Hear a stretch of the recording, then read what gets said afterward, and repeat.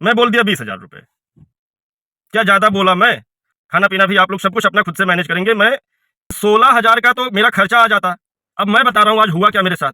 तो दोस्तों आज क्या बताऊँ, आज बहुत दुख की बात है और मैं आज आप लोगों से कुछ चर्चा करने वाला हूँ कि क्या है, कैसे है। आप लोग अगर गाड़ी चलाते हैं तो कितना लेते हैं, मुझे एक बार कमेंट में ज़रूर बताना। दोस्तों तो ये है मेरी गाड़ी और आज मैं आप लोगों से बात करने वाला हूँ दिल्ली बुकिंग के बारे में। हेलो दोस्तों, तो कैसे हैं आप लोग? आशा करते हैं आप लोग अच्छे होंगे, मस्त होंगे। और आज मैं बता दूं कि आज मैं किसी बुकिंग पे चर्चा करने वाला हूं जो कि आप लोग कितना क्या लेते हैं। अगर आप लोग गाड़ी चलाते हैं तो ये चीज़ मुझे बताना कि क्या मैंने गलत कहा या सही कहा। तो बने रहें आप लोग मेरे वीडियो में अंत तक। और मेरे चैनल पर अगर आप नए हैं तो चैनल को सब्सक्राइब कर लें और वीडियो को अंत तक ज़रूर देखें। दोस्तों आज मैं बात करने वाला हूँ, मुझे एक बुकिंग मिल रहा था दिल्ली के लिए, मुझे दिल्ली जाना था बुकिंग, और लेकिन वो कैंसिल हो गया। आज मैं इसी टॉपिक पे सारा बात करने वाला हूँ। क्यों कैंसिल हुआ, कैसे कैंसिल हुआ, क्या मेरी गलती से वो कैंसिल हुआ या कस्टमर की गलती थी। आज मैं ये सारा आपके सामने अपनी बातों को रखने वाला हूँ। उसके बाद आप लोग फाइनल करेंगे कि क्या गलत हुआ, क्या सही हुआ। तो चलिए मैं शुरू करता हूँ।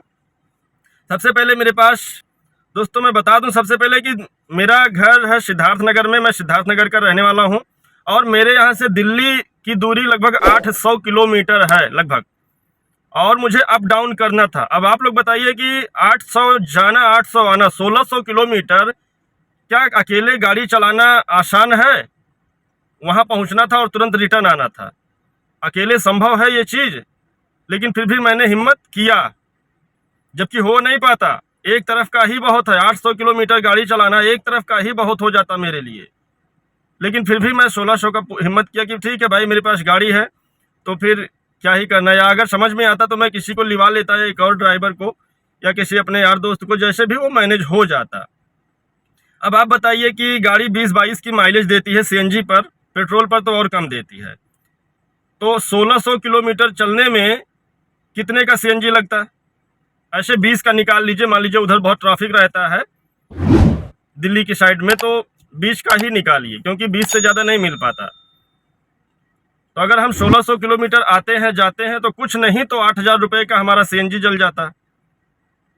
अब इतना सीएनजी लगने के बाद अभी टोल टैक्स अलग से लगेगा, वो भी मुझे ही देना है। मान के चलिए कुछ नहीं तो 4,000, 3-4,000 के आसपास तो हमारा टोल टैक्स लग जाता। 12,000 रुपये तो ऐसे ही खर्चा निकल गया।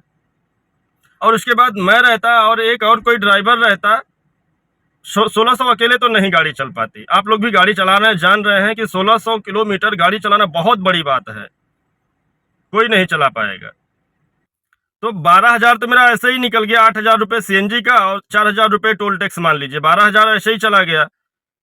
अब उसके बाद एक ड्राइवर जाता तो कुछ नहीं तो 1,500-2,000 रुपया उसको भी देना पड़ता मुझे, 14,000 रुपया हो गया।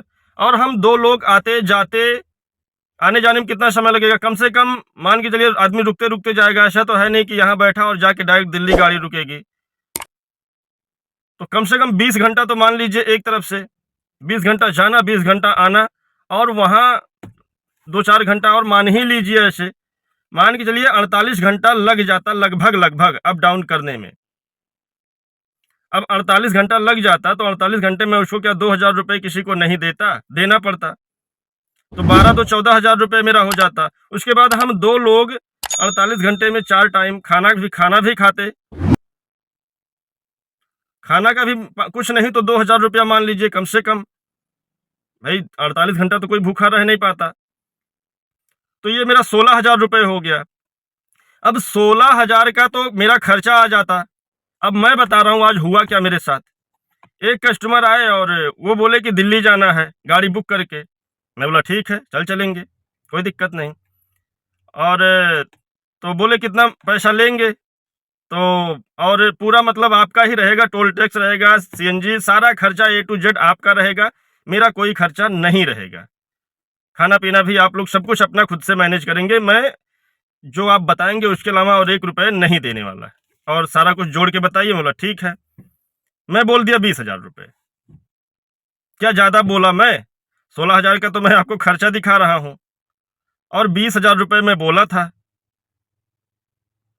उनको ज़्यादा लग गया भाई साहब को कि नहीं 20,000 तो बहुत ज़्यादा है। 20,000, अब 20,000 आपको तो दिख रहा है 20,000, 20,000 में मेरा 16,000 खर्च है, ये आपको नहीं दिखा। वो बोले नहीं कम कर लीजिए कुछ।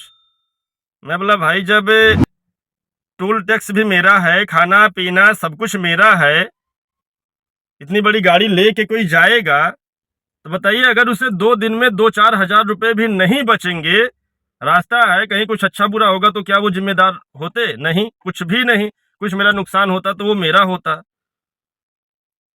फिर भी उनको बहुत ज़्यादा लग गया 20,000 रुपए और मुझे लग रहा था कि हम कम बता दिए। क्योंकि जब मैं अपना सारा कुछ ऐसे जोड़ने लगा, सारा कुछ निकालने लगा तो अब आप लोग देखिए, आप लोग के सामने भी मैं बता दिया हूँ। वही बहुत तो 4,000 रुपए मुझे बचते। अब दिल्ली तक आने-जाने में अगर 4,000 रुपया भी नहीं बचेगा तो इंसान क्या करने के लिए जाएगा, इतना दूर रिस्क उठाएगा, गाड़ी चलाएगा, जगेगा रात-दिन, सब कुछ इतना मेहनत करने के बाद, इतनी बड़ी गाड़ी ले जाने के बाद भी अगर 4,000 रुपए भी ना बचे तो कोई क्या करेगा जाके? आप लोग बताइए।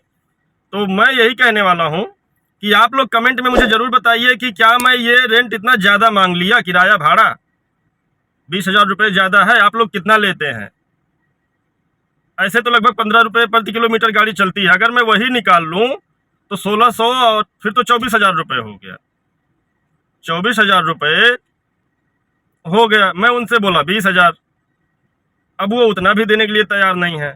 वो 15,000 दे रहे हैं, 12,000 दे रहे हैं। अब 12-15 हज़ार में कैसे क्या करने के लिए कोई जाएगा? जहाँ मेरा 16,000 का खर्च है, वहाँ 12-15 हज़ार में कैसे कोई गाड़ी जाएगी? तो कुछ लोग कस्टमर ऐसे मिल ही जाते हैं कि जो बिना सोचे समझे बेतुका बात कर देते हैं, जो कि पॉसिबल ही नहीं होता है। ऐसे कस्टमर को क्या ही कहा जाए भाई। उन लोगों को लगता है कि गाड़ी वाले सब पैसा रख लेंगे, तेल पानी थोड़ी लगने वाला है कहीं कुछ, इनके पास मुंह पेट थोड़ी है, शायद ऐसा ही लगता होगा तभी ऐसा बात करते हैं। मेरा मन था वही 24-25 हज़ार रुपये कहने के लिए, तब शायद क्या पता वो 20 देते, लेकिन जब जिसको 20 ही ज़्यादा लगा वो क्या ही इंसान देता पैसा। तो बस मैं आज आप लोग से यही कहने वाला हूँ कि आप लोग मुझे ये बताएं कि आप लोग कितने रुपए प्रति किलोमीटर चलते हैं, या कितना क्या चाह रहे हैं? मैं मतलब गलत बोला हूँ या सही बोला हूँ? आप लोग अपना राय ज़रूर दें। और कोई बात नहीं यार, ऐसे बुकिंग कैंसिल हो गया तो हो गया, उसमें कोई बात नहीं, इतना टेंशन लेने की भी ज़रूरत नहीं है। और जो नहीं होना था ठीक है, घाटे का सौदा करके ही क्या होता, उसका कोई मतलब नहीं था, जाने का कोई मतलब नहीं था मेरे हिसाब से। अब वो ट्रेन का एवरेज निकालने लगे कि ट्रेन में हम लोग इतने में पहुंच जाएंगे, उतने में पहुंच जाएंगे। तो भैया आप लोग ट्रेन से पहुंच जाइए, ट्रेन अपने हिसाब से चलेगी, आपके हिसाब से नहीं चलेगी। ये गाड़ी आपके हिसाब से चलती, जहां आप कहते हैं वहां मुझे रुकना पड़ता, कहीं भी कुछ भी जैसे तैसे, वो आपके हिसाब से नहीं चलेगी। तो दोस्तों यही था आज का वीडियो। और क्या मैं गलत बोला, क्या मैं सही, ये आप लोग कमेंट में अपना राय ज़रूर दें। और कल मेरा बुकिंग है जो कि मैं बताऊंगा और दिखाऊंगा वहाँ का सीन भी। कल मुझे बुकिंग भी जाना है, तो इसलिए मैं आज मतलब उनका बुकिंग जब कैंसिल हुआ उसके बाद मुझे बुकिंग मिला है कल का। वो लंबा बुकिंग नहीं है, ये तो लंबा टूर था। मैं सोचा चलो अच्छा इसी बहाने दिल्ली तक घूम आऊँगा, पर नहीं हो पाया, कोई बात नहीं। कल मेरा एक छोटा सा बुकिंग है जो कि मैं चाहूँगा और आप लोगों को वो वीडियो में बना के ज़रूर दिखाऊँगा। तो चलिए फिर आज का वीडियो यहीं पर समाप्त करते हैं। और आप अगर अभी तक चैनल को सब्सक्राइब नहीं किए हैं तो चैनल को सब्सक्राइब कर लें, और मिलते हैं फिर किसी अगले नेक्स्ट वीडियो में। तब तक के लिए फिर बाय बाय।